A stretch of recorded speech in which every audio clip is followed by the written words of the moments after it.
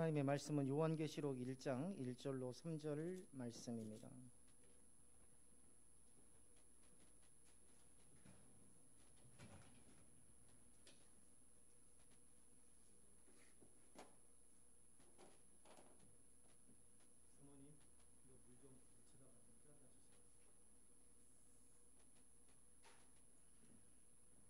요한계시록 1장 1절로 3절 우리 다 같이 한 목소리로 봉독하겠습니다. 시작. 예수 그리스도의 계시나 이는 하나님이 그에게 주사 반드시 속히 일어날 일들을 그 종들에게 보이시려고 그의 천사를 그 종 요한에게 보내어 알게 하신 것이라. 요한은 하나님의 말씀과 예수 그리스도의 증거 곧 자기가 본 것을 다 증언하였느니라. 이 예언의 말씀을 읽는 자와 듣는 자가 그 가운데 기록한 것을 지키는 자는 복이 있나니 때가 가까움이라. 아멘. 자, 지난 시간까지 신천지의 전략과 왜 미혹되면 빠져나오기 어려운지에 대해서 우리가 나눴습니다. 이제 다음 주부터는 요한계시록 1장부터 차례대로 강해가 들어갈 텐데요. 오늘 요한계시록의 배경을 알아야 됩니다. 그래서 그 요한계시록의 시대적 배경 그리고 요한계시록을 바라보는 여러 학설들 그러한 것들에 대해서 배워야지만이 요한계시록 강에 들어갈 때에 빨리 이해가 됩니다. 서둘러 보겠지만 오늘 한 시간에 끝날 수 있을지는 모르겠어요. 그러나 잘 따라오시고 우리 나누어 드린 책자 1페이지를 보시면 되겠습니다.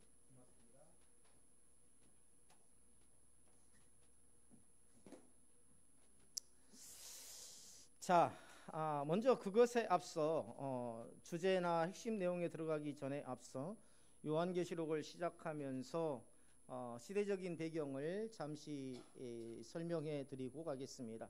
우리 잠깐 밤모섬 영상 한번 볼까요? 제가 보니까 밤모섬에 대해서 설명도 잘 되어 있고요. 또 밤모섬이 어떤 곳인지도 영상으로 볼 수 있습니다.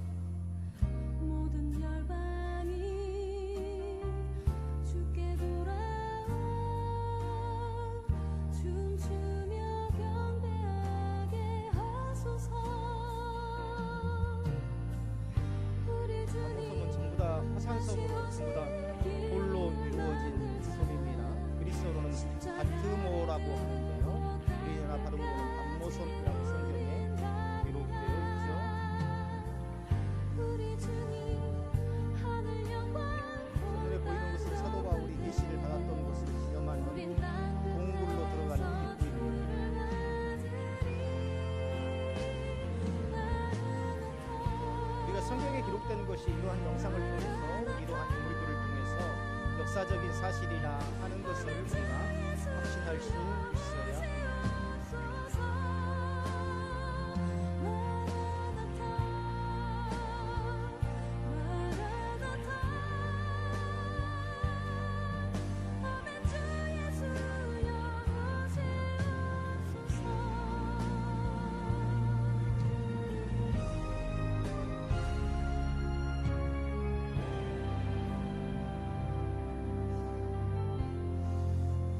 자, 사람은 누구나 자신의 삶 속에서 영향을 받으면서 살아갑니다. 자신의 상황 속에서 영향을 받으며 살아가죠. 어떤 사람은 세상의 흐름에 맞추어서 살고 어떤 사람은 세상의 조류의 연어처럼 산란을 하려는 여러처럼 거슬러 살아갑니다. 사도 요한은 어떤 사람이었을까요? 바로 후자였습니다. 타협하지 않았죠. 복음을 전하는 삶을 포기하지 않았습니다.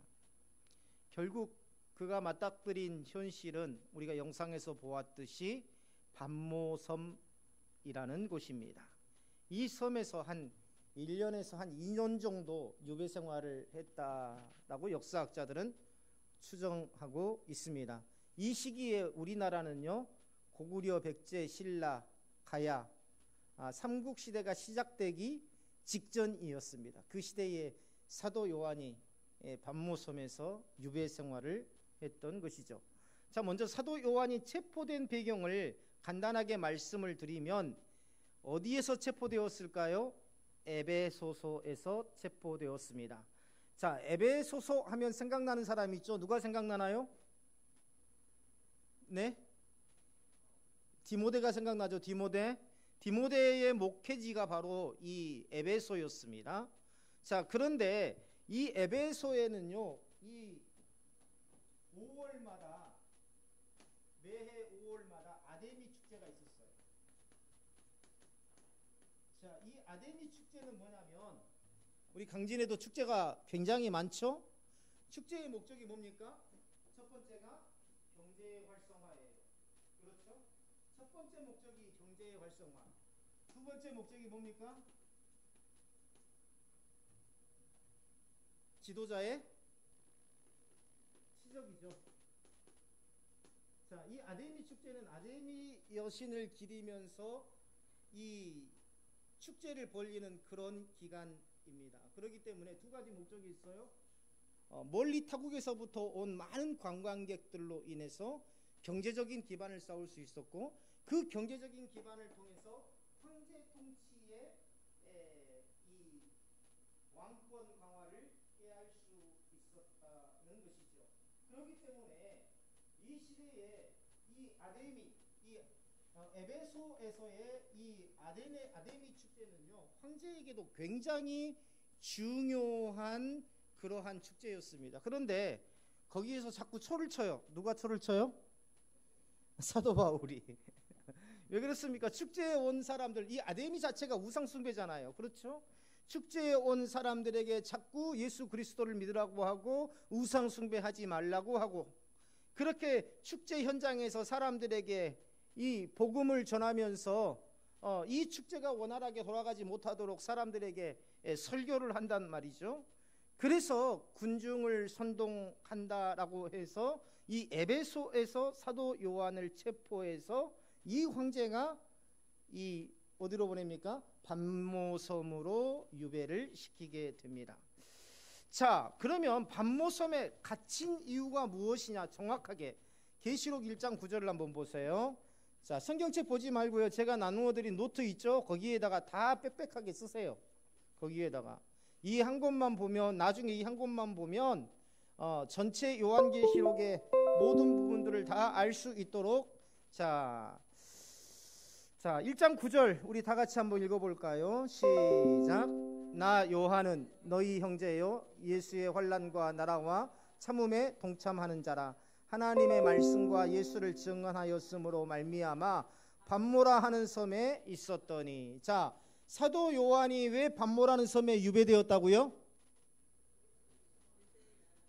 그렇죠. 하나님의 말씀, 예수님을 증언하였으므로 말미암아, 거기에다가 표시를 했어요. 그리고 옆에다가 에베소의 아데미 축제, 그리고 에베소에서 체포됨, 그런 것들을 다 써놓으시면 됩니다. 그러면 말씀이 이해가 돼요. 자, 요한이 체포되어서 반모섬에 유배된 것, 다시 한번 하나님의 말씀과 예수를 증언하였다고 해서, 로마의 입장에서 보면은 어때요? 군중을 선동한 것이죠. 이교도가 군중을 선동한 것입니다. 자, 다시 본론으로 돌아갔어요. 요한은 단순히 종교인으로서가 아니라 하나님의 말씀을 증거하는 삶을 살았기 때문에 박해를 당하고 반모섬에 유배된 겁니다. 초대교회는요, 로마 제국의 핍박 속에서 신앙을 지켜야 됐습니다. 로마가 지금 이 유대를 지배하고 있었죠. 식민지로서의 지배를 하고 있었죠. 로마 황제들은 자신을 신격화하고 황제 숭배를 강요했습니다. 그러나 기독교인들은 뭡니까? 단 하나의 주님, 그리고 예수 그리스도를 믿었기 때문에 황제 숭배를 거부했습니다. 자, 요한은 이런 신앙적인 이유로 반모섬에 유배되게 되는데요. 반모섬은 아까 우리가 영상을 통해서 봤지만 그리스에서 한 50여 킬로, 50에서 한 60킬로 정도 떨어진 작은 섬, 그런데 정치범이나 중죄인들이 유배되는 곳이었습니다. 거기가 살기에 팍팍한 곳이에요. 왜냐하면 열매도 많이 없죠. 아까 영상에도 봤지만 나무들이 있어요, 없어요? 나무들이 거의 없어요. 지금이야 그곳이 이제 휴양지고 관광지화 되었기 때문에 가져다가 흙을 옮겨다가 나무를 심고 그랬었지, 그때 당시만 해도 화산섬이었기 때문에 나무가 거의 없었던 그런 척박한 섬이었습니다. 면적으로 볼 때에는요, 우리나라 울릉도 가보신 분 한번 손 한번 들어보세요. 그래요. 두 분이나 계시네요, 권사님들. 권사님도 가셨어요? 예. 울릉도의 한 2분의 1 정도 된다고 합니다. 반모섬이 울릉도의 한 2분의 1 정도, 그 정도 된다고 해요. 자, 그래서요, 이 반모섬이라는 의미 자체가 돌이라는 의미를 가졌대요. 그만큼 아무것도 잘하지 못할 그러한 척박한 섬이 바로 반모섬이었다. 이 거친 환경 속에서 요한은 하나님의 계시를 받게 됩니다. 감옥과도 같은 현실, 도망갈 수도 없는 곳, 자유롭지도 못한 곳, 오히려 그곳에서 요한은 환상을 보고 장차 교회에 임할 하나님의 뜻을 기록하는 이 계시록을 남긴 겁니다. 자, 당시 사회적 정치적 상황을 이해하기 위해서는요, 로마 제국의 배경을 살펴볼 필요가 있습니다. 요한이 반모섬에 갇혔던 시기는 대략 도미티아누스 황제, 제가 표 나눠드렸죠? 한번 펼쳐서 한번 보세요. 표 나눠드렸어요. 저 밑에만큼 보면 도미티아누스 황제 재위 시기가 나옵니다.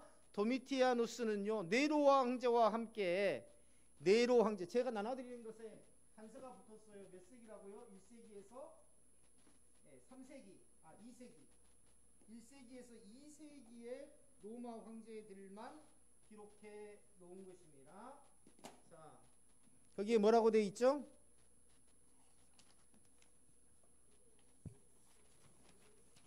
자, 1세기, 2세기 로마 황제에 대해서만 제가 정리를 하는 건데요. 자, 밀라노 칙령에 의해서 313년, 3세기죠, 이것은. 313년에 기독교가 공인될 때까지, 그 이전을 말하는 겁니다. 거기에 보면은요, 왕조 한번 보세요. 거기에 보면 5현재, 12번부터 16번까지 보면 5현재 시대라고 나오죠. 이 5현재 시대는요, 로마의 황금기입니다. 로마의 황금기, 안정의 시기로 황금기를 이루었던 것이 바로 로마의 5현재 시대였습니다. 자, 그런데 거기에 보면은요, 자, 도미티아누스 황제의 시기가 나와요. 이때의 사도 요한이 반모섬에 어떻게 되었다? 유배되었었다. 자, 좀 더 그 표를 나중에 설명하면서 제가 다시 보충 설명을 하기로 하고요. 이 당시에 네로 황제와 더불어서 그때에 보세요.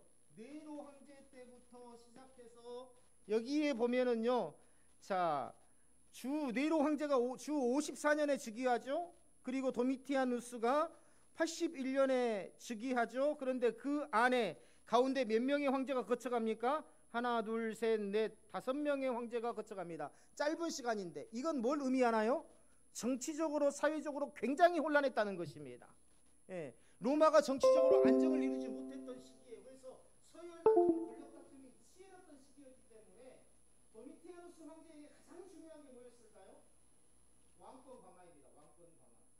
그런데 이 왕권을 강화해야 되는데, 아까 제가 에베소에서 아데네 축제를 이야기했던 것처럼 기독교인들은 기독교인들이 가장 이 황제의 권위를 대적하는 그러한 세력으로 등장했어요. 그래서 네로 황제 때부터 박해가 있었지만 실제로 가장 치열한 박해는 바로 이 도미티아누스 황제 때에 이루어졌다 하는 것을 우리가 머릿속에 넣어놓고 있으면 요한계시록을 볼 때에 도움이 됩니다. 다시 말하면 이 요한계시록의 배경이 자 로마의 어느 황제 때라고요? 예, 도미티아누스 황제 때. 그리고 이 시기는 자 로마가 가장 정치적으로 사회적으로 불안정했던 시기였던 만큼 기독교인들을 극심하게 박해했던 시기였다. 왜냐하면 이 기독교인들은 우상 숭배하지 않잖아요. 아까 이야기했듯이 이 에베소의 아데미 축제 때에 오직 하나님만을 섬기자라고 이 요한이 설교를 하고 다녔고, 또 우상 숭배를 하지 않았던 이 기독교인들이 이 아데미 축제를 반대하는 황제의 권위를 강화하는 모든 일에 반대 세력에 서 있기 때문에 이 도미티아누스 황제로서는 이 기독교인들이 눈에 가시와 같은 상황이 될 수밖에 없었던 것이죠. 자, 이러한 배경은요 요한계시록을 통해서 명확하게 드러납니다. 왜냐하면 요한계시록 13장에 보면 짐승의 표를 받지 않는 자들이 경제적 제재를 받고 핍박당하는 모습이 등장해요. 요한계시록 13장 16절로 17절을 누가 한번 읽어봐 주세요.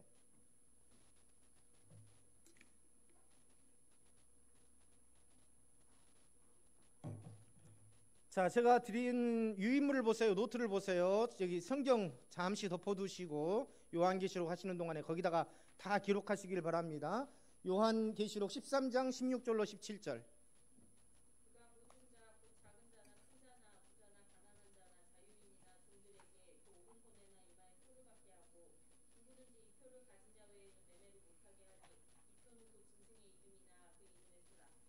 네, 자 당시 뭐냐면 도미티아누스가 나중에 또 나옵니다. 도미티아누스가 한 일이 있었어요. 뭐냐면 황제로서의 권위를 강화하기 위해서 자신을 하나님이라 칭하게 합니다. 그리고 자신을 주님이라고 칭하게 해요. 그래서 만약에 이것을 거역하면은요 사회적으로 거세를 시켜버리는 그런 일들을 해왔습니다. 그래서 역사적으로 볼 때에 이 요한계시록 13장 16절부터 17절이 바로 이 기독교인들, 당시 기독교인들이 겪었던 현실을 반영하고 있다고 할 수 있죠. 자, 로마 제국은요 황제 숭배를 거부하는 기독교인들에게 경제적으로 불이익을 주었고 심지어 죽음으로 몰아넣기도 했습니다. 자, 그렇다면 요한은 이러한 절망적인 상황 속에서 무엇을 보았을까? 그는요 세상의 권력이 아니라 바로 하나님의 절대 주권을 바라보았다. 하나님의 주권. 자, 우리 개혁주의 신앙의 중심이 뭐라 그랬습니까? 네, 하나님의 주권이라고 그랬죠. 하나님의 주권. 새벽에도 제가 새벽 예배를 통해 새벽 묵상을 통해서 말씀을 드렸습니다. 하나님의 주권이라. 하나님께서 선하신 뜻 가운데로 모든 역사를 조성하시고 인도하신다. 결국은 그러한 모든 하나님의 일하심을 통해서 하나님의 선하신 뜻이 이루어진다라는 것이었죠. 자, 이제 표를 한번 보세요. 나눠드린 도표를 보시겠습니다. 시간이 없지만 그래도 시간을 핑계하기보다는 착실하게 설명을 드리고 또 배우는 것이 중요합니다. 왜냐하면 이 모든 것들이 역사 요한계시록에 이해하는 역사적 배경이 되기 때문입니다. 이 표를 보세요. 저를 보지 마시고요.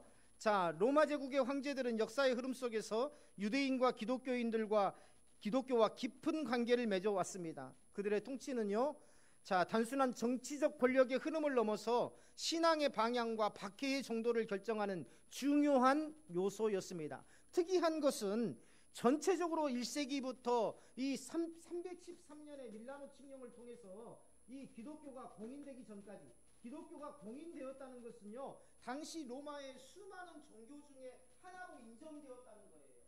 그 전에는 이교도라고 했었죠. 그래서 핍박을 했던 겁니다. 그런데 313년에 이 밀라노 칙령에 의해서 기독교가 공인되었다는 것은 수많은 종교 중에 하나로 인정되었다는 것입니다. 인정되었대요. 거의 그때까지 기독교는 계속해서 기독교인들은 엄청난 핍박을 받게 되는데요. 때로는 단체로 불 가운데 던져지기도 하고 때로는 십자가에 못 박혀지기도 하고, 그런데 기독교가 지속적으로 번성해 나갑니다. 그런 핍박 기간에, 엄청난 핍박 기간에요.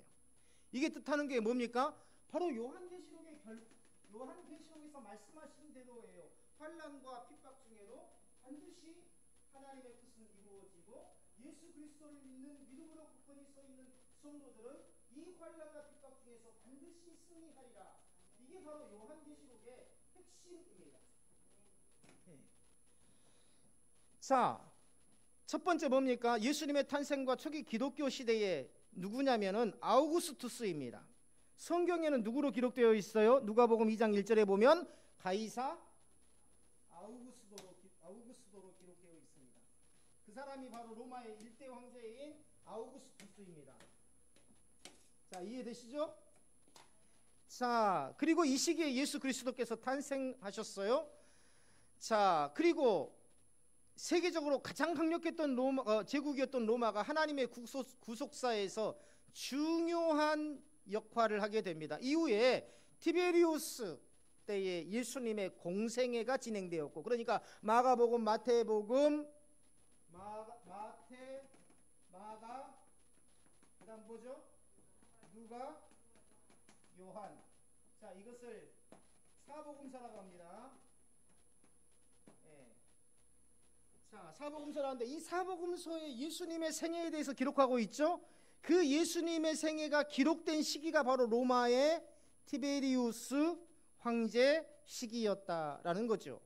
그 뒤를 이어서 칼리굴라 황제가 등극을 하는데요. 성경에 직접 등장은 하지 않지만은요, 가장 오래된 역사책인 요세푸스의 기록에 이 칼리굴라가 이 유대에서 했던 그러한 이 행동이 사건이 기록되어 있습니다. 유대의 성전에다가, 다시 말하면 하나님의 성전에다가 자신의 동상을 세우려는 시도를 해서 유대인들과 큰 갈등을 맺게 되죠. 유대인들 입장에서는 뭡니까? 성전을 모욕하고 더럽힌 사건이라고 할 수 있죠.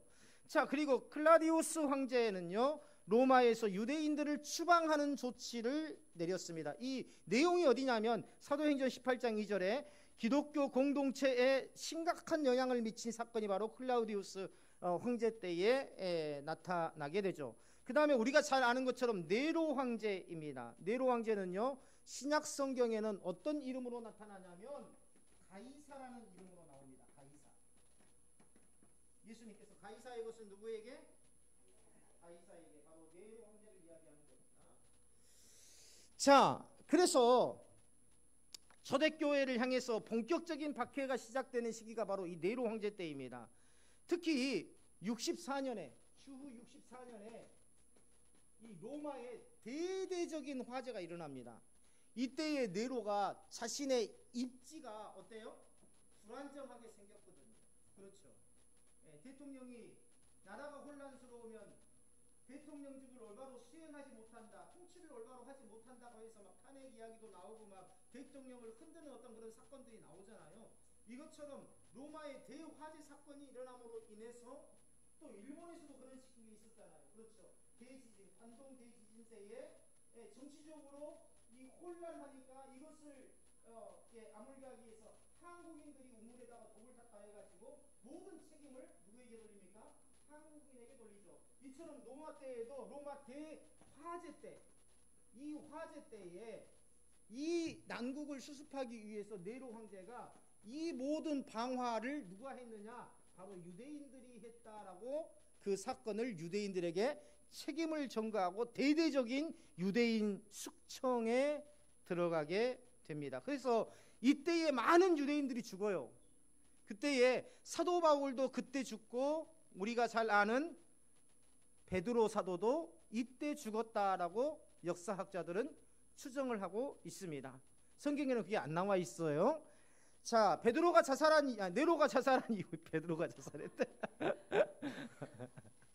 네로가 자살한 이후에 로마는 혼란에 빠져서 이제 갈 길을 잃게 되고 이때야말로 정치적 사회적으로 굉장히 혼란한 시기가 됩니다. 그래서 이 그때의 이 갈바, 오토, 비텔리우스, 베스파시니아누스, 티투스 등 이런 이 황제들이 계속 등극하고 폐위되고 등극하고 폐위되고 죽임을 당하고 이런 혼란한 시기가 진행이 되죠.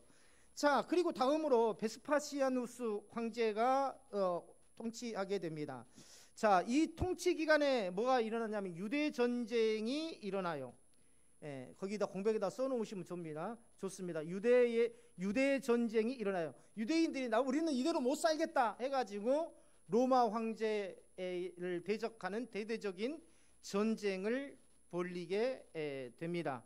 그래서 결국 그의 아들 티투스 그 뒤에 나오죠. 10번에 티투스가 예루살렘을 정복하면서 성전을 완전히 파괴하게 됩니다. 이때 성전이 무슨 성전? 예루살렘에가 있으니까 예루살렘 성전이네. 네? 이때 성전이 바로 헤롯 성전이에요. 헤롯 성전. 이때 성전이 헤롯 성전입니다. 헤롯 성전. 자, 완전히 예루살렘의 성전이 완전히 다 파괴돼 버리죠. 자, 이로써 유대 민족과 기독교 공동체에게 굉장히 큰 영향을 주는데요. 여기 보세요, 잠깐. 자, 이 성전이 티투스에 의해서 완전히 파괴된 것은 불행한 일입니까? 좋은 일입니까? 좋은 일이에요? 네? 헤롯이 지은 거라고요? 어찌됐든 거기서 예루살렘이 신앙의 중심지였잖아요. 그렇죠? 자, 어떻게 보면 유대인들 입장에서는요, 굉장히 참기 힘든 모욕이고, 이방인들에 의해서 성전이 파괴돼서 완전히 돌 위에, 예수님이 말씀하신 것처럼 돌 위에 돌 하나 남지 않고 완전히 무너져 버립니다. 없어져 버립니다.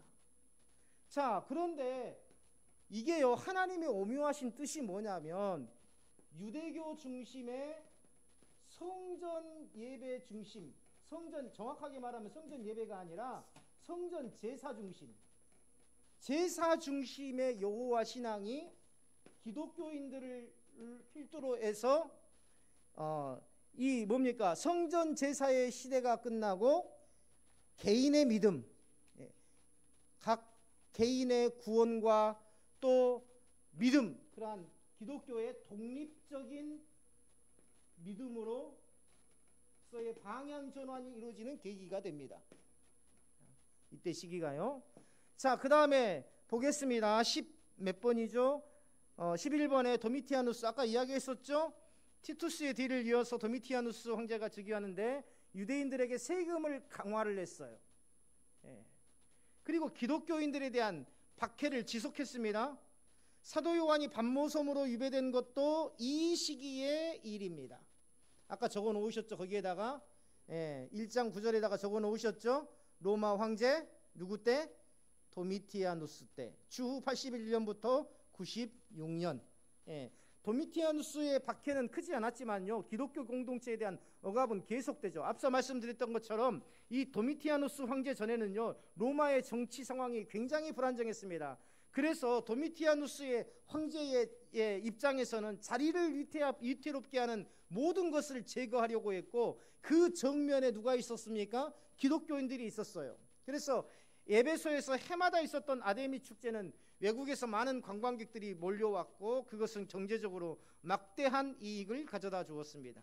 당시 황제에게는요, 황제가 정한 숭배를 거부하고 오히려 아데미 축제가 일어나고 있는 장소에서 예수 그리스도를 전하는 사도 요한과 같은 존재들은 제거 대상이 될 수밖에 없었습니다. 안 목사가 저기 경영면에서 열리는 하멜 축제에 가가지고 예수 믿고 구원받읍시다라고 막 열변을 토해서 설교하고 있으면 좋아할까 안 좋아할까요? 좋아해요? 아마 우리 동의자들은 좋아할 거예요.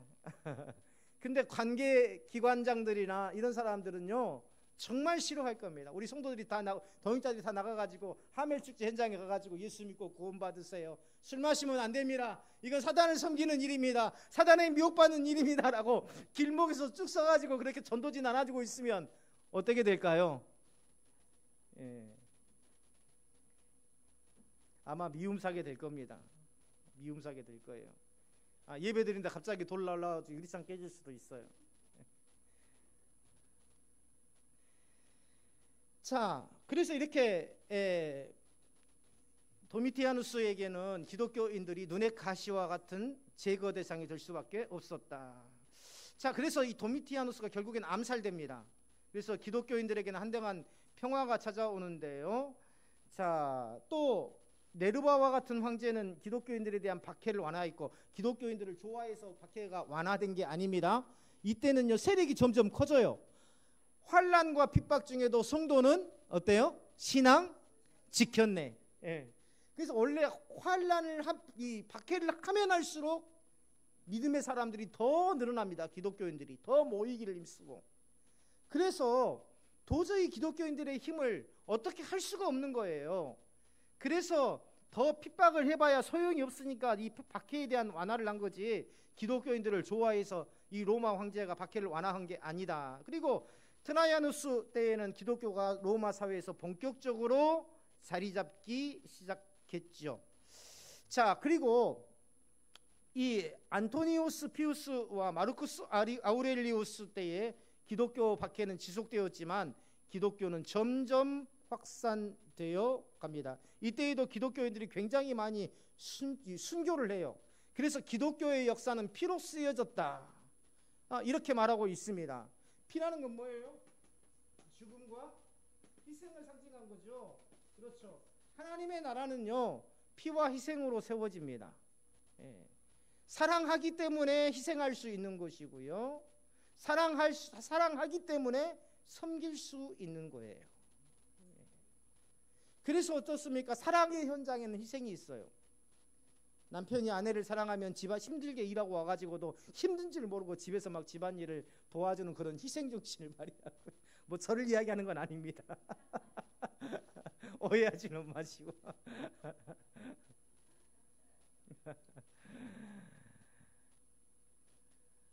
그래서 어떻게 됩니까? 그 도표 밑에 보세요. 밑에 보시면 몇 년에 3세기 넘어와서 313년에 콘스탄티누스 대제 때 밀라노 칙령을 통해서 기독교가 공인되는데, 제가 여기다 가로 열고 써놨어요. 앞에다가 공인된 종교 중에 하나로 인정받습니다.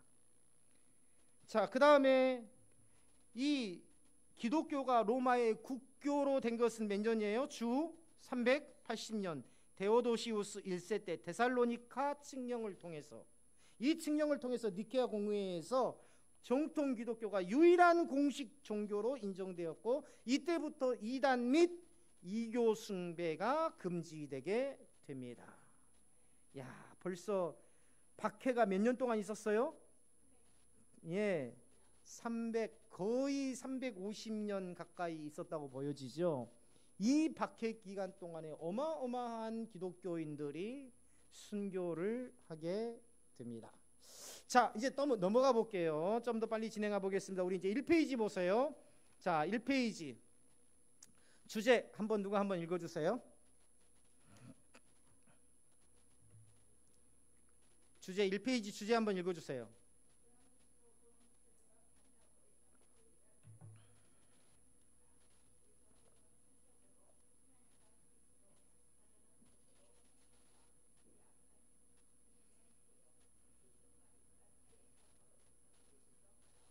자, 여기서 우주적 싸움이라는 뜻을 우리가 잘 새겨야 됩니다. 우주적 싸움이라는 것은 우리가 공상 영화에서 나오는 우주선이 나와가지고 막 서로 쏘고 전쟁을 벌이는 것이 아니라, 우주적 싸움이라는 것은 악한 영과 하나님의 선하신 뜻을 품은 성도들 간에 싸움이 없는 곳이 없다는 겁니다. 이 땅에서 그 싸움을 피할 곳도 없고 없는 곳이 없다고 해요. 예를 들어서 내가 아무도 없는 외딴섬에 풀파됐어요. 거기에 가보면은 악한 영과의 싸움이 없을까요? 있습니다. 있어요. 그래서 온 우주에, 온 우주적 전쟁이다, 전투다라는 것은 이 땅 어디에도 그 뭡니까? 사단과의 싸움을 피할 곳은 아무도 없다는 것입니다. 아무것도 없다는 것입니다. 자, 요한계시록은 교회가 관하여 보이지 않는 영적 전쟁을 다루고요. 이것은 하나님과 그리스도 대 사탄과 그의 악한 동맹 세력 간의 우주적 싸움이라고 기록되어 있어요. 우주적 싸움이라는 것이 이 세상 어디에서도 이 싸움이 없는 곳이 없다는 거죠. 단순한 전쟁이라는 것이 아니라 현실 속에서도 계속되고 있고요. 교회는 외적인 핍박뿐만 아니라 신앙의 타협과 미혹의 이 위협과도 지속적으로 싸워야 한다라는 것을 말하고 있습니다. 자, 사단은 세상의 권세와 결탁해서 성도들을 속이려 하고, 성경은 이 싸움의 본질을 분별하고 끝까지 신앙을 지킬 것을 강조하죠. 그리고 요한계시록, 성경 마지막 이 계시록에서는 그러나 성도는 결국은 어떻게 된다? 승리하게 된다. 그러면 여기에서 중요한 사상이 하나 나와요. 어떤 사상이냐면 장로교의 예정론이 나옵니다. 자, 장로교의 예정론. 자, 뒤에 또 나올 겁니다. 장로의 예정론인데 이건 뭐냐면, 자, 아직은 싸우고 있어요. 그렇죠? 아직은 사단과의 이 세상에서 싸우고 있어요. 그러나 어때요? 하나님의 예정 가운데에서는 이미 우리는 뭐라고요? 예, 승리자라는 겁니다. 아직은 싸우고 있지만 우리는 이미 승리자라는 거예요. 자, 그래서요,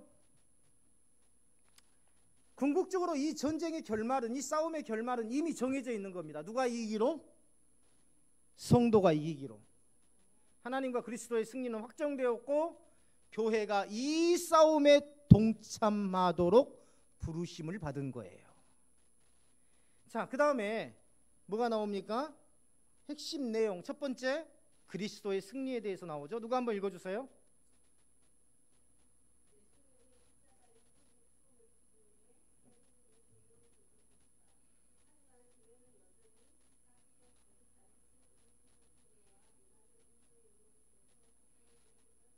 자, 때로는 박해를 받기도 하고 때로는 거짓 가르침, 교회 안에서도 거짓 가르침 많습니다.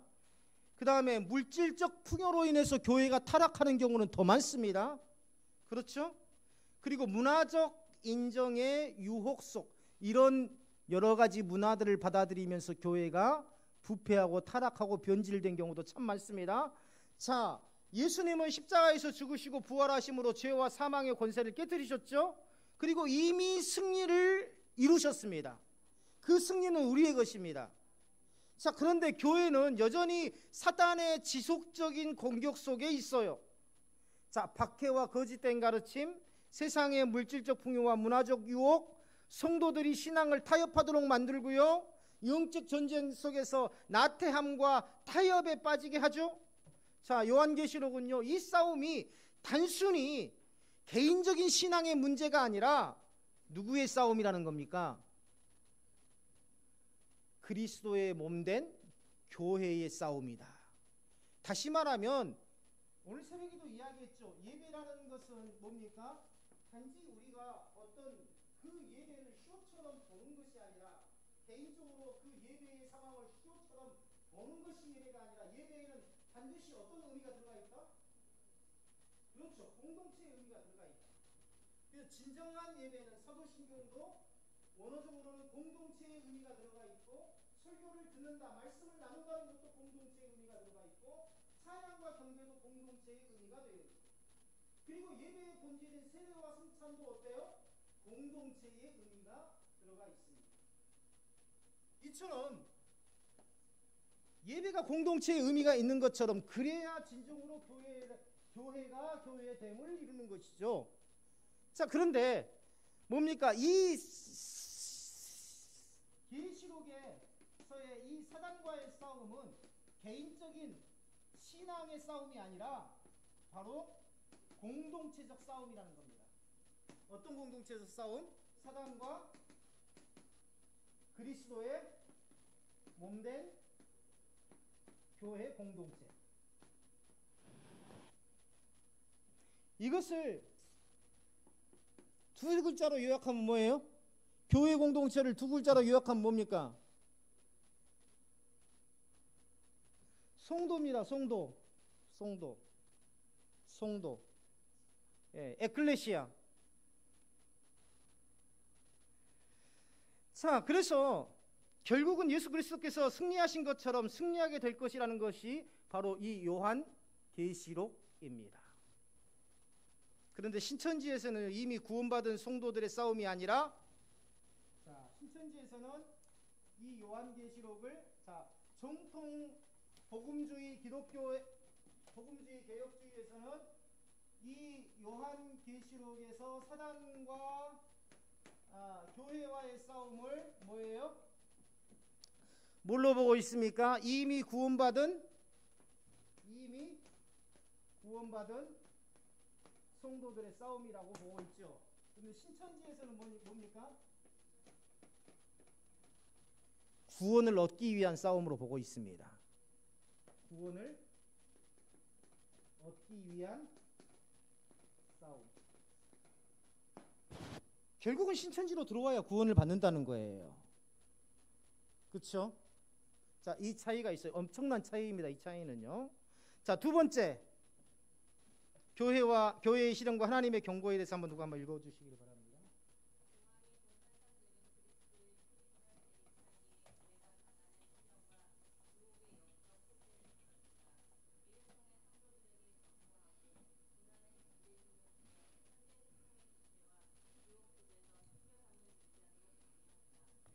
자, 요한이 본 환상들은요, 계시록이 이제 나중에 환상이 나옵니다. 환상들은요, 미래에 대한 예언이 아니에요. 미래에 대한 예언이 아니라 초림과 재림 사이의 시대를 살아가는 교회가 반드시 겪게 될 시련과 사단의 미혹을 말하고 있는 겁니다. 교회는요, 세상의 핍박뿐만 아니라 아까 이야기했죠. 거짓 가르침, 도덕적인 타락, 이러한 또 뭡니까? 문화적인 타협, 이러한 것들을 통해서 신앙을 약화시키는 세속적 가치들로 인해서 지속적으로 시험을 받게 됩니다. 요한계시록은요, 이러한 위험을 경고하고 있어요. 그리고 성도들이 그러한 속에서도 믿음을 지키도록 강하게 권면하고 있습니다. 가장 강한 권면은 뭡니까? 우리가요, 라오니에게 가장 좋은 권면이 뭐예요? 가장 강력한 권면. 지금 라오니가 힘들어요. 공부도 하기 힘들고 몸도 아프고 막 그랬다고 가정을 해봐요. 그러나 엄마가 라오니에게 할 수 있는 건 뭐예요? 일어나, 공부해. 그래도 공부해. 이렇게 하는 게 아니라 뭡니까? 소망을 주는 거예요. 어떤 소망? 미래에 대한 소망. 라오나, 너는 정말 훌륭한 사람이 될 거야. 너는 정말 나라와 민족을 위해서 쓰임받는 큰 사람. 우리 엄마가 그렇게 안 하니?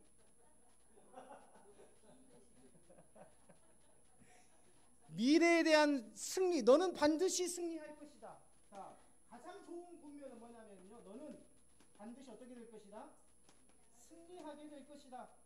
자, 이게 담모섬에서 유배당하고 있고, 당시에 사도 요한뿐만 아니라 모든 유대인들이 이 도미티아누스 황제의 가슴 핍박을 견디면서 예수여 다시 오소서라고 부르짖고 있을 때에, 핍박받을 때에 하나님께서 요한에게 주신 메시지, 요한계시록의 핵심 메시지가 바로 이거예요. 너는 반드시 승리할 거야.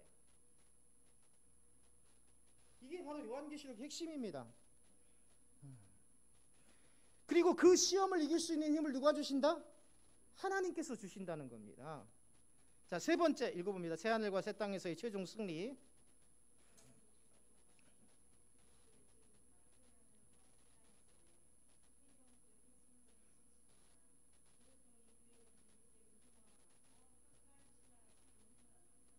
네, 자, 요한계시록은요, 이 전쟁이 결국 그리스도의 재림과 함께 마무리될 것이다. 어디에 나옵니까? 계시록 21장 1절에 보세요. 거기에 보면 성경은 하나님께서 새 하늘과 새 땅을 창조하시고, 또 계시록 22장 4절에 보면 모든 눈물을 닦아주시며 더 이상 고통과 죽음이 없는 영원한 하나님의 나라를 이루실 것이라고 약속하십니다. 이게 뭐예요?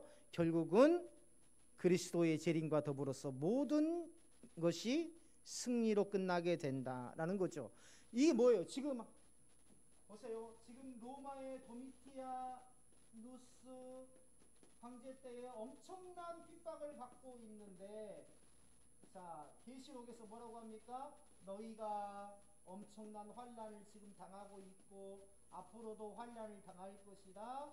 그러나 어떻습니까? 결국은 예수 그리스도께서 재림하셔서 이 모든 전쟁에서 승리하게 되고 결국은 하나님의 나라가 완성될 것이다. 이게 지금 요한계시록의 메시지예요. 예, 메시지입니다. 그래서 현재의 고단한 삶을 역사주의 입장에서 볼 때는요, 로마가 멸망하고, 예, 또 아까 이야기했지만 로마에 의해서 성전이 파괴되고 성도들이 박해받아서 죽게 되고 그런 환란 가운데에서도 결국은 뭐예요? 로마의 국교로 기독교가 세워지잖아요. 역사적으로 볼 때는 결국은 승리했지만 오늘 사는 우리에게도 보니까 이러한 환란 속에 성도가 세상에서 환란을 당하지만 결국은 승리할 것이다. 그 승리는 이미 예수 그리스도께서 이기신 승리이다 라는 소망을 주는 것이 바로 이 요한계시록의 메시지가 된다. 그래서 요한계시록은 우리가 풀어야 할 어떤 미지의 메시지가 아닙니다. 비밀스러운 메시지가 아니에요. 그렇죠. 성도를 사랑하는 우리가 자녀에게 용돈을 줄 때, 어렸을 때 용돈을 줄 때 어떻게 합니까? 생일 때 용돈을 줄 때 그 용돈을 발견하지 못할 곳에다가 막 갖다가 숨겨둡니까? 안 그렇죠. 어떻게 해요? 예, 잘 보이는 책상에다가, 예, 자녀 책상에다가 탁 올려놓잖아요. 그것도 편지까지 탁 써가지고 이렇게 올려놓잖아요. 그렇죠? 그것처럼 지금 그렇지 않아요, 이경호 박사님? 정성래 이사님 그렇게 안 했었어요? 그래서 상처가 많으시구나.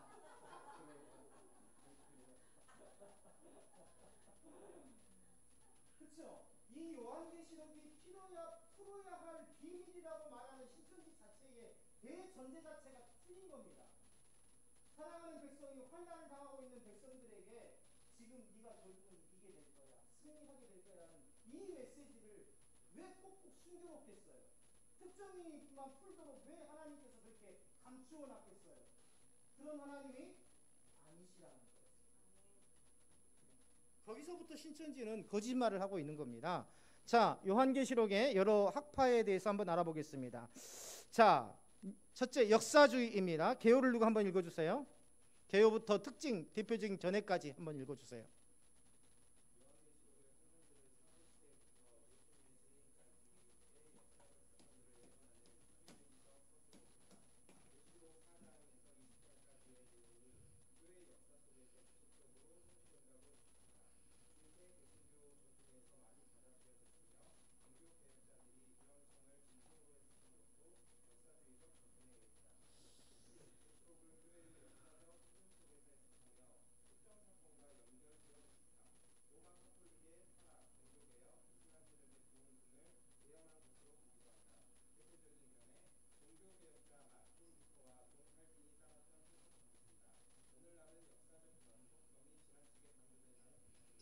자, 역사주의 관점에서 계시록을 해석하는 겁니다.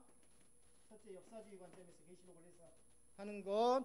자, 예를 들어서 이런 거죠. 일곱 인과 일곱 나팔은 교회 역사 속에서 발생한 주요 사건들과 연결된다는 것. 즉, 다시 말하면 계시록에서 나타나는 어떤 환상들이나 그런 것들을 지금 세계에서 일어나고 있는 우크라이나와 러시아의 전쟁으로 비유한다든가, 미국과 중동과의 전쟁으로 비유한다든가, 그런 것들이 모두가 다 어떤 학파들의 주장들이에요?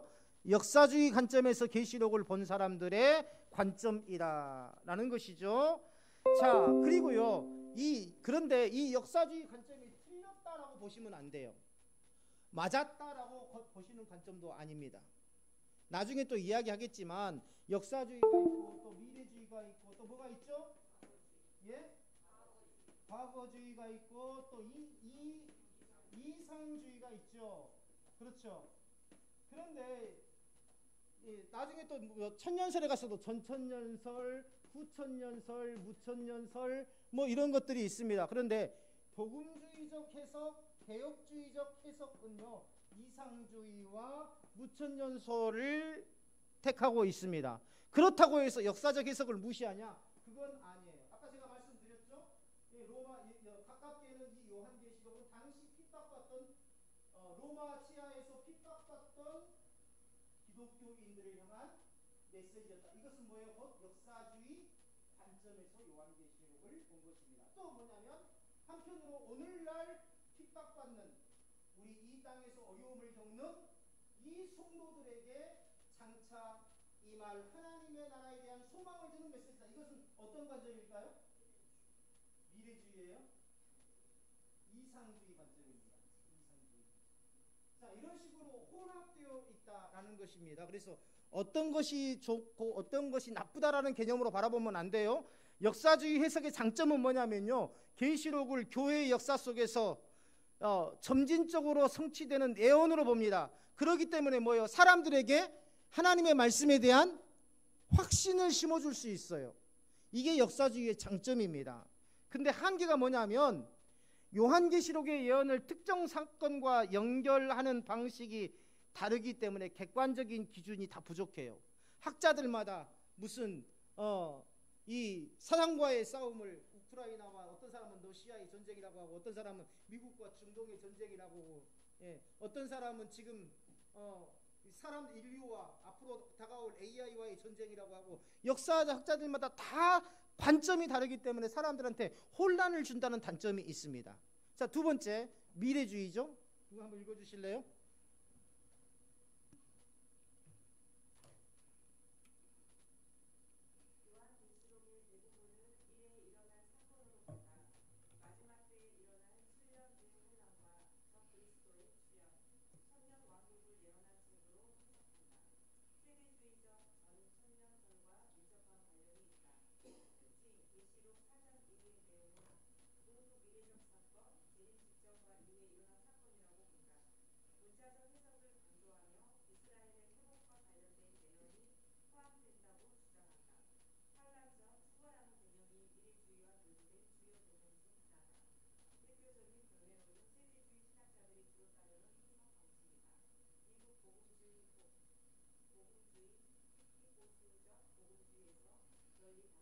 자, 미래주의의 특징은요, 휴거를 주장합니다. 휴거.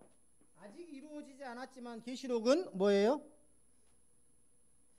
아직 이루어지지 않았지만 계시록의 말씀은 앞으로 모두 성취될 말씀이다 라고는 관점에서 보는 거. 그래서 휴거, 그 다음에 뭐 7년 대환란, 이건 또 적그리스도의 출현, 또 천년왕국, 앞으로 천년왕국이 있을 것이다 하는 이 모든 것들이 뭡니까? 미래주의 관점에서 요한계시록을 본 거예요. 자, 그래서 이 해석은요, 초대교회에서도 일부 나타났지만 이 계시록을 문자적으로 해석하는 경향이 강하고요, 이스라엘 민족의 회복과 마지막 때의 사건과 연관되어 있다고 봅니다. 예를 들어서 뭐냐면 백투더 예루살렘이라고 아시죠? 들어보셨죠? 백투더 예루살렘이라고 들어보셨죠? 예. 예루살렘에서 출발했던 기독교가 지금 어때요? 예루살렘은 지금 뭡니까? 기독교가 아니죠? 예, 유대교죠. 그래서 다시 그 예루살렘이 복음화되어야지만이 비로소 하나님의 나라가 완성되는 시기가 된다라고 주장했지 않습니까? 그래서 한참 뭐 백투더 예루살렘, 백투더 예루살렘 그런 말이 있지 않습니까? 이런 모든 것들이, 또 환란 전의 휴거, 이런 모든 것들이 이 요한계시록을 역사주의 관점에서 본 것입니다. 자, 장점과 한계가 있어요. 장점은요, 요한계시록을 단순한 사건이, 과거 사건이 아니라 미래의 예언적 성취로 바라봄으로써 성도들에게 재림과 마지막에 대한 분명한 기대감, 다시 말하면 소망을 심어준다는 겁니다. 그리고 종말론적 경각심을 높일 수 있다는 거예요. 다시 말하면 우리가 하나님 앞에 신실하고 성결한 백성으로 살아야 되겠구나 하는 그러한 마음을 심어줄 수 있다는 것입니다. 또 문자적으로 이 요한계시록을 해석을 강조함으로써 성경의 예언이 실제로 이루어진다는 확신을 심어줄 수 있어요. 그런데 문제는 뭐냐면 지나치게 문자적으로 해석을 해서 요한계시록이 초대교회 성도들에게 준 직접적인 그러한 의미를 간과할 수 있게 한다. 무슨 말이냐면 당시 초대교회에, 다시 말하면 도미티누스 황제에게 핍박받았던 당시의 역사적 상황을 무시해버리는 그러한 오류를 범할 위험이 있다라는 것입니다. 자, 세 번째, 과거주의입니다. 누구 한번 읽어주세요.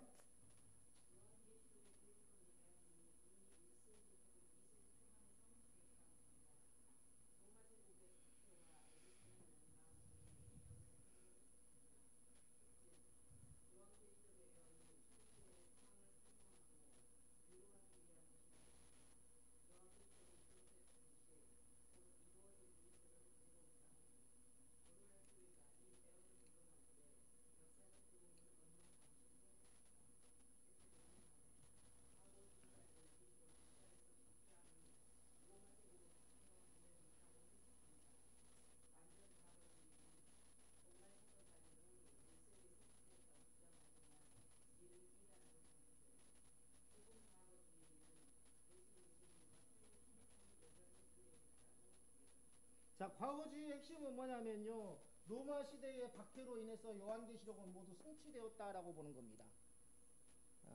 그리고 단지 남은 것은 뭐만 남았다? 예수님의 재림만 남았다라고 보는 관점이 바로 과거주의 관점입니다. 자, 여기에서 우리가 한 가지 짚고 넘어가야 될 게 있어요. 뭐냐면 개혁주의라고 들어보셨죠? 도대체 개혁주의가 뭐냐는 거예요. 자, 개혁주의는요, 칼빈의 종교개혁에 기반을 둔 것이 바로 이 개혁주의 신학입니다. 우리 교회가 뭐예요? 대한 뭐예요? 장로회? 가오나 뭐야? 대한예수교 장로회 뭐야? 우리 교회가? 강남교회야? 강남교회. 그 뒤에 또 뭐가 붙어? 대한예수교 장로회도 여러 개가 있어. 그치? 예. 여러 개가 있어요. 대한예수교 장로회도. 뭐가 있습니까? 자, 합동이 있고, 우리처럼 통합 있고, 대신 있고, 합신 있고, 개혁 있고, 또 뭐가 있죠? 뭐 아무튼 이렇게 있어요. 그 중에서도 우리는 뭐예요? 합동이다. 합동. 그리고 대한예수교 장로회 중에서도 또 있죠. 기장도 있어요. 기장도. 대한예수교 장로회를 쓴데도 기장이 있어요. 그런데 자, 개혁주의는 뭐냐면은요, 성경의 절대 권위. 뭐라고요? 성경의 절대 권위. 이 성경의 절대 권위 뭐냐면 이 신구약 66권은 하나님의 말씀이라는 겁니다. 하나님의 말씀이라는 겁니다. 이게 바로, 그래서 이 말씀은 하나도 땅에 떨어지지 않고 그대로 다 이루어진다라는 것이 바로 성경의 절대 권위, 개혁주의 신학의 관점입니다. 두 번째 뭐냐면은 개혁주의 신학은요, 하나님의 주권입니다. 하나님의 주권에 뿌리를 두고 있어요. 성경의 절대적 권위를 강조하고 하나님의 주권. 예. 아마 다른 교회에 다니시다가 오신 분들은요, 제 설교 중에서 하나님의 주권이라는 말이 매번 나오고 있다는 것을 아마 느낄 겁니다.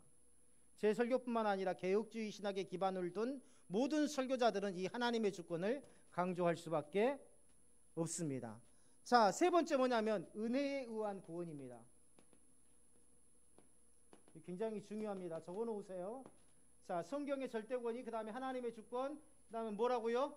은혜에 의한 구원. 이 개혁주의 신학에서 강조하는 거예요. 우리의 행위로 구원받는 것이 아니라 오직 하나님의 은혜로 구원받는다. 자, 그 다음에 네 번째 언약사상입니다. 언약사상. 하나님의 말씀은 곧 하나님의 약속이고 이 약속은 반드시 성도의 삶을 통해서 성취될 말씀이다. 또 예전 가운데 이미 성취된 말씀이다라고 보는 것이 바로 언약사상. 그 다음에 다섯 번째, 하나 둘 셋 넷 다섯 번째, 교회의 개혁입니다. 그래서 개혁주의 신학에서는요, 교회의 개혁을 굉장히 강조해요. 교회의 본질이 뭡니까? 정순 집사님, 교회의 본질. 네? 뭐라고요? 아, 잠시 딴 생각하셨다고요? 진실해서 좋습니다. 교회의 본질이 뭐예요, 김혜성 목사님? 교회의 본질은 성도죠. 그렇죠. 예수 그리스도를 예배하는 자들의 모임, 에클레시아가 바로 교회 아닙니까? 교회의 본질은 성도예요. 그래서 뭡니까? 지속적으로 삶 속에서 우리의 신앙이 개혁되어져야 된다. 우리 교회가 이 상태에 머물러 있는 것이 아니라 본질적인 신앙을 향해서 종교적인 틀에서 벗어나서 지속적으로 실천적인 삶으로서의 개혁이 이루어져야 된다고 강조하는 게 바로 뭡니까? 개혁주의 신학이에요. 그래서 제 설교를 들으면 뭐예요? 항상 이런 부분이 나오잖아요. 종교적인 틀을 벗어나야 됩니다. 우리가 다시 믿음으로 굳게 서야 됩니다. 우리가 행동하는, 순종하는 그러한 믿음이 되어야 됩니다. 이게 개혁주의 신학입니다. 이 개혁주의 신학은요, 개혁주의 신학 다섯 가지, 성경의 절대적 권위, 하나님의 주권, 은혜에 의한 구원, 언약사상, 교회의 개혁. 이 5가지 사상이 바로 개혁주의 신학의 핵심이에요. 개혁주의 신학의 핵심. 그런데 합동 대한예수교 장로회가 바로 개혁주의 신학이다. 자, 개혁주의 신학이다. 우리가 외울 때에 대한예수교 장로회는 개혁주의 신학이다. 따라합니다. 대한예수교 장로회는 개혁주의 신학이다. 자, 그 개혁주의 신학에는 이 5가지가 있다라는 것. 그 다음에 개혁주의 신학 중에서도 자유주의를 택한 데가 있습니다. 자유주의. 바로 어디예요? 기장이에요. 기장. 자유주의를 택한 곳이 바로 기장입니다. 그래서 이 기장에서는 뭐냐면 성경을 절대 권위로 인정하지 않습니다. 하나님의 말씀으로 받아들이지 않고 뭐예요? 이 기장 측에서는 이 세상에 존재하는 최고의 도덕률 정도로 받아들입니다. 물론 기장의 목사님들에서 다 그러는 건 아니에요. 목사님들의 목회적 성향에 따라서 차이는 있습니다. 그러나 대체로 기장은 자유주의 신학을 취하고 있다라는 것. 형식에서는 쉽게 말하면 개혁주의입니다. 형식에서는 개혁주의예요. 그러나 실제 신앙의 내용은 자유주의에 물들어 있다라는 것입니다. 이 기장이 그래요. 그리고 지금 기장과 더불어서 어디가 지금 또 나가고 있죠? 통합측이. WCC를 통해서 지금 자유주의에 물들어가고 있습니다. 자, 그래서 개혁주의 하면 대한예수교 장로회를 떠올리면 된다. 대한예수교 장로회 합동, 통합, 고신, 개혁, 합신, 대신 주로 이런 교단들이 개혁주의라고 할 수 있어요. 또 기장은 외형적으로는 개혁주의 전통을 따르지만 신학적으로는 자유주의적 경향을 가지고 있다. 기장 측과 합동 측에 대한 비교는 하지 않겠습니다. 자칫 비판의 소지가 있기 때문에. 그리고 이제 자유주의라는 건 뭐냐? 자, 자유주의라는 건 뭐냐? 자유주의는요, 성경의 절대적 권위를 강조하는 전통적 개혁주의와 달리 뭘 중요시하냐면 인간의 이성과 경험을 중요하게 여깁니다. 개혁주의에서는 뭘 가장 중요하게 여겨요? 성경 말씀을 가장 중요하게 여겨요. 그런데 자유주의에서는 뭘 가장 중요하게 여겨요? 인간의 이성과 경험을 중요하게 여겨요. 그래서 개혁주의에서는 하나님의 말씀을 중심으로 내 이성을 분별하고 내 경험이 올바른 것인지를 분별할 수 있도록 하는데, 자유주의에서 뭡니까? 내게 있는 이성과 경험을 통해서 성경을 해석하고 평가하려고 하는 경향이 있죠. 이게 바로 자유주의입니다. 자, 이게 뭐하고 연결되어 있냐면 18세기, 19세기에 나타났던 계몽주의와 관련이 있어요. 자유주의가. 이번에 요즘에도 한국에서도 계몽이라는 이야기가 나오는데 깨워야 된다. 기독교 교리를 절대적 진리로 보지 않고 시대적 문화적 맥락 속에서 변화할 수 있는 것. 기독교 진리는 우리는 어때요? 개혁주의 신학을 가졌기 때문에, 개혁주의 교회에서 우리는 신앙생활하고 설교를 들었기 때문에 어떻습니까? 진리는 변한다, 안 변한다? 변하지 않는다. 근데 자유주의에서는 시대에 따라서 얼마든지 변할 수 있고 다르게 적용할 수 있다라고 보는 것이 바로 자유주의 관점입니다. 그러면 여기에서 그럼 또 복음주의는 뭐냐? 우리 대한예수교 장로회는 뭐예요? 개혁주의이면서도 뭐예요? 개혁주의이면서도 복음주의입니다. 자, 그럼 복음주의는 뭐냐? 마찬가지로 복음주의는 성경의 절대적 권위를 강조합니다. 그리고 예수 그리스도의 십자가 대속과 부활을 통한 구원을 강조해요. 그리고 개인의 회심, 복음 전파, 신앙의 실천을 강조를 합니다. 다시 말하면요, 한때 이게 운동으로 일어났어요. 오직 성경으로. 들어보셨죠? 오직 성경으로. 우리가 예수 믿는 사람으로서 우리가 이 사회에 하나님의 선하신 뜻을 전해야 한다. 또 뭡니까? 예수 그리스도의 십자가 부활이 우리에게 영원한 승리를 가져다 주었고 그 십자가의 대속이 우리를 구원하였다 라고 보는 것, 이게 바로 이러한 신학운동이 전개되는데 이 신학운동을 바로 복음주의라고 합니다. 그래서 종교개혁 이후에 개혁주의의 영향을 받아서 복음주의 운동이 나타나기 시작하는데 언제 나타나냐면 아까 이야기했죠. 계몽주의에서 누가 영향을 받았어요? 자유주의가 영향을 받았어요. 자유주의가. 예, 자유주의가. 성경이 뭐 대단한 거냐? 그냥 우리의 이성에 따라서 우리가 생각하고 사고하는 것, 우리가 또 경험했던 것, 그런 것에 따라서 성경을 우리 나름대로 시대에 맞게 재해석하고 적용하는 것이지 무슨 진리는 진리야. 이런 자유주의 물결하에 반대 개념으로 나타난 게 바로 이 복음주의입니다. 복음주의. 시대가 변해도 하나님의 말씀은 절대 변하지 않는다. 왜? 진리이기 때문에. 그래서 18세기, 19세기 계몽주의 때에 이 나타난 것이 바로 이 복음주의입니다. 우리가 잘 아는 존 웨슬리 목사님, 조나단 에드워드 목사님, 조지 휘필드, 이런 분들이 전부 다 복음주의 목사님들이죠. 그래서 복음주의는요, 오직 성경. 첫째, 오직 성경. 복음주의의 특징입니다. 뭐라고요? 오직 성경. 그 다음에 두 번째, 복음주의는 오직 은혜. 다음에 세 번째, 오직 뭐예요? 믿음.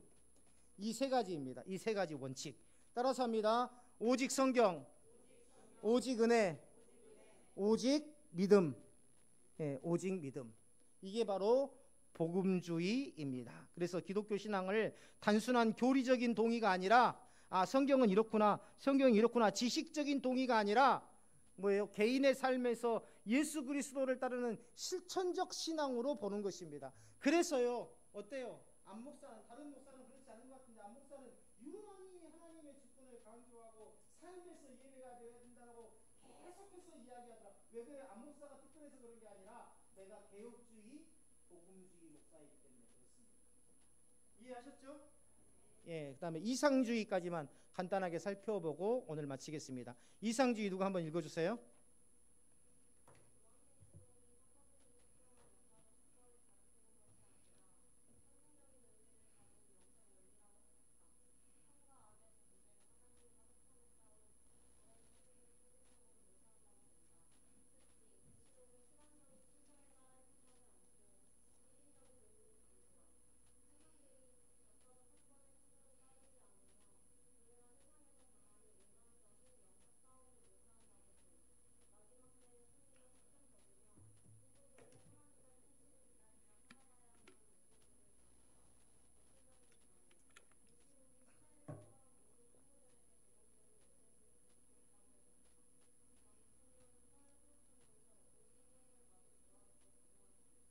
네.